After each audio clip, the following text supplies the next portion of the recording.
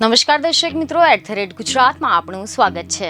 સામાજિક કાર્યકર, આગેવાન અને ધારાસભ્ય તરીકે ફરજ બજાવતા જિગ્નેશ મેવાણીએ હવે કોંગ્રેસની જાણે કે કમાન સંભાળી લીધી હોય તેમ ગુજરાત સરકાર સામે અનેક મુદ્દાઓએ મોરચો માંડવામાં આગેવાની કરતા જોવા મળી રહ્યા છે।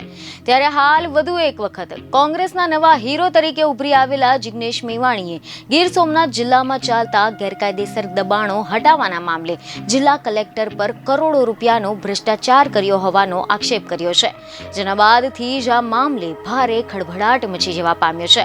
હવે જો આપણે આના વિશે ડિટેલમાં વાત કરીએ તો ખબરો એવી મળી રહી છે કે ગીર સોમનાથ ડિમોલિશનને લઈને ભાજપના માથાભારે નેતાઓ વિશે કોંગ્રેસના પોસ્ટર બોય બનેલા જિગ્નેશ મેવાણીએ પ્રતિક્રિયા આપી છે, જેમાં ગીર ગઢડા ખાતે સંઘર્ષ સંમેલનમાં પહોંચેલા ધારાસભ્ય જિગ્નેશ મેવાણીએ ગીર સોમનાથ જિલ્લામાં ચાલતા ગેરકાયદેસર દબાણો હટાવવાના મામલે જિલ્લા કલેક્ટર પર ગંભીર આક્ષેપ લગાવ્યા હતા અને સાથે જ તેમણે જણાવ્યું કે ગીર સોમનાથ કલેક્ટરના રાજકીય ઇશારે દબાણો હટાવી રહ્યા છે અને આ યોગ્ય નથી। તેમનામાં ત્રેવડ હોય તો રાજકીય માથાઓ, બિલ્ડરો, કોર્પોરેટ કંપનીઓના દબાણો હટાવી જુએ।